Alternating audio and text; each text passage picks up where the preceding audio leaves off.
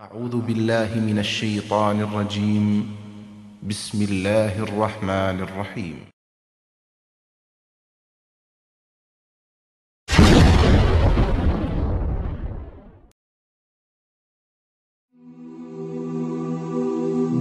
মৃত্যু এমন এক বাস্তবতা যার থেকে কেউ পলায়ন করতে পারবে না। প্রত্যেকটি প্রাণীকেই মৃত্যুর স্বাদ আস্বাদন করতে হবে।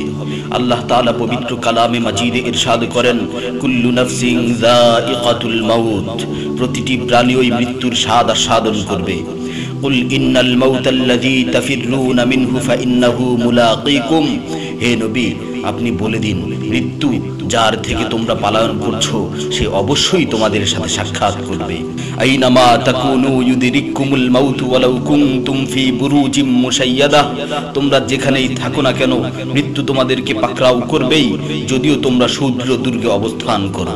লিকুল্লি উম্মাতিন আজাল ইযা জাআ আজালুহুম ফালা ইস্তাখিরুনা সাআতান ওয়ালা ইস্তাকদিমুন, প্রত্যেকটি জাতিরই মৃত্যুর জন্য একটি নির্ধারিত সময় রয়েছে।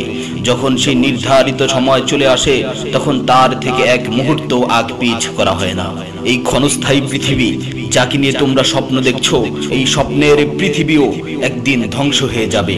কিয়ামতের সময় যখন নিকটবর্তী হবে তখন আল্লাহ সুবহানাহু ওয়া তাআলা নিজের দায়িত্বপ্রাপ্ত ফেরেশতাকে সিংহায় ফুৎকার দেওয়ার আদেশ দিবেন।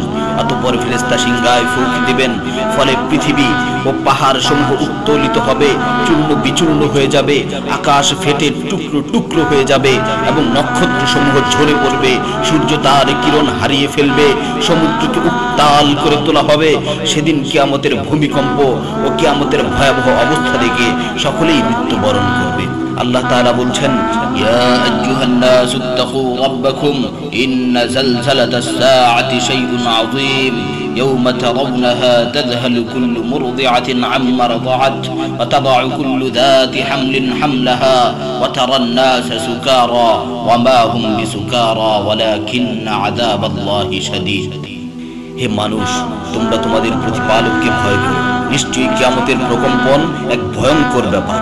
সেদিন তোমরা দেখবে প্রত্যেক স্তন্যদানকারিণী আপন দুগ্ধপোষ্য শিশুকে ভুলে যাবে এবং প্রত্যেক গর্ভধারিণী তার গর্ভপাত করে ফেলবে। তুমি দেখবে মানুষকে পাগলের মতো, আসলে ওরা পাগল নয়, তবে আল্লাহর আযাবই হবে কঠিন। فإذا نفخ في الصور نفخة واحدة وحملت الأرض والجبال فدكتا دكة واحدة, অতঃপর যখন সিংহায় ফুঁক দেয়া হবে একটি মাত্র ফুঁক, আর জমিন ও পর্বতমালাকে উত্তোলিত করা হবে এবং মাত্র একটি আঘাতে এগুলো চূর্ণ বিচূর্ণ হয়ে যাবে। ইযাস সামাউ ফাতারাত ওয়া ইযাল কাওয়াকিবু তাসারাত ওয়া ইযাল বিহারু ফুজ্জিরাত ওয়া ইযাল কুবুর বু'সিরাত আলিমাত নাফসুম মা কদ্দামাত ওয়া আখখারাত, যখন আসমান বিদীর্ণ হবে, আসমান ফেটে টুকরো টুকরো হয়ে যাবে, আর যখন নক্ষত্রগুলো ঝরে পড়বে, আর যখন সমুদ্রগুলোকে উত্তাল করে তোলা হবে, আর যখন কবরগুলোকে উন্মোচিত করা হবে, তখন প্রত্যেকেই জানতে পারবে সে আগে কি পাঠিয়েছে এবং পরে কি পাঠিয়েছে। সেদিন কিয়ামতের ভয়াবহতায় আল্লাহ সুবহানাহু ওয়া তাআলা ব্যতীত প্রতিটি প্রাণী ওই প্রাণ হারাবে। পবিত্র কালামে মাজিদে ইরশাদ হয়েছে, কুল্লু শাইইন হালিকুন ইল্লা ওয়াজহা, সেদিন আল্লাহর মহান সত্তা ব্যতীত প্রত্যেকটি জিনিসই ধ্বংস হয়ে যাবে। কুল্লু মান আলাইহা ফান ওয়া ইয়াবকা ওয়াজহু রাব্বিকা যুল জালালি ওয়াল ইকরাম, সেদিন জমিনের উপর যা কিছু রয়েছে সবই ধ্বংস হয়ে যাবে, আর শুধুমাত্র মহামহিম ও মহানুভব আল্লাহ সুবহানাহু ওয়া তাআলাই বাকি থাকবেন। তাফসীরে ইবনে কাসীরে বর্ণিত হয়েছে, যখন ইসরাফিল আলাইহিস সালাতু ওয়াস সালাম সিংহায় ফুৎকার দিবেন তখন সকলেই মরে যাবে। মালাকুল মাউত মৃত্যুর ফেরেশতা এসে আল্লাহ তাআলাকে বলবে, হে আল্লাহ, সকলেই মরে গেছে। তিনি জিজ্ঞেস করবেন, অবশিষ্ট কে আছে? উত্তর দিবে, হে আমার রব, আপনি, আর আপনি তো হলেন চিরঞ্জীব। এছাড়াও বাকি রয়েছে জিবরাইল, মিকাইল ও আরশ বহনকারী ফেরেশতাগণ। আল্লাহ তাআলা বলবেন, জিবরাইল ও মিকাইলেরও তো মৃত্যু হওয়া উচিত। মৃত্যুর ফেরেশতা মালাকুল মাউত বলবে, হে প্রভু, জিবরাইল ও মিকাইলও মরে গেছে। আল্লাহ তাআলা জিজ্ঞাসা করবেন, এখন আর কে বাকি আছে? সে বলবে, এখন আমি বাকি আছি ও আরশ বহনকারী ফেরেশতাগণ বাকি আছে। তখন আল্লাহ তাআলা বলবেন, আরশ বহনকারীদেরকেও মরতে হবে, তারাও মরে যাবে। আল্লাহ তাআলা আবার জিজ্ঞাসা করবেন, এখন কে বাকি আছে? মালাকুল মাউত আজরাইল আলাইহিস সালাতু ওয়াস সালাম বলবেন, হে আমার রব, এখন আপনি বাকি আছেন এবং আমি বাকি আছি। তখন আল্লাহ তাআলা আজরাইল আলাইহিস সালাতু ওয়াস সালামকে বলবেন, তুমি তো আমার মাখলুক, সুতরাং তুমিও মরে যাও। তিনি তৎক্ষণাৎ মরে যাবেন এবং শুধুমাত্র আল্লাহ তাআলাই বাকি থাকবেন।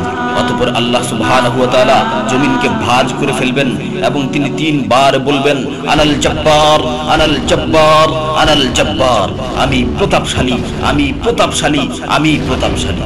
অতঃপর তিনি 3 বার জিজ্ঞাসা করবেন, লিমানিল মুলকুল ইয়াউম, লিমানিল মুলকুল ইয়াউম, লিমানিল মুলকুল ইয়াউম, আজকের রাজত্ব কার, আজকের সার্বভৌমত্ব কার, আজকের আধিপত্য কার? জবাব দেওয়ার মতো কেউই থাকবে না। তিনি আবার উত্তর দিবেন, লিল্লাহিল ওয়াহিদিল কাহ্হার, আজকের রাজত্ব, আজকের সার্বভৌমত্ব, আজকের আধিপত্য পরাক্রমশালী একমাত্র আল্লাহ। ইবনে ওমর রাদিয়াল্লাহু তাআলা আনহু হতে বর্ণিত অপর এক হাদিসে ইরশাদ হয়েছে, কিয়ামতের দিন আল্লাহ সুবহানাহু ওয়া তাআলা আসমান জমিনকে ভাঁজ করে নিজ হাতে গুটিয়ে নেবেন। অতঃপর বলবেন, আনাল মালিক, আনাল জব্বার, আনাল মুতাকাব্বির, আমি বাদশা, আমি প্রতাপশালী, আমি অহংকারী। আইনা মুলুকুল আরদ, আইনাল জব্বারুন, আইনাল মুতাকাব্বিরুন, দুনিয়ার রাজা বাদশারা কোথায়, দুনিয়ার প্রতাপশালীরা কোথায়, দুনিয়ার অহংকারকারীরা কোথায়? তখন আল্লাহ তাআলা সুউচ্চ কণ্ঠে 3 বার জিজ্ঞাসা করবেন, লিমানিল মুলকুল ইয়াউম, লিমানিল মুলকুল ইয়াউম, লিমানিল মুলকুল ইয়াউম, আজকের রাজত্ব কার, আজকের সার্বভৌমত্ব কার, আজকের আধিপত্য কার? অতঃপর তিনি 3 বার উত্তর দিবেন, লিল্লাহিল ওয়াহিদিল কাহ্হার, আজকের সার্বভৌমত্ব, আজকের রাজত্ব, আজকের আধিপত্য প্রতাপশালী একমাত্র আল্লাহ সুবহানাহু ওয়া তাআলা।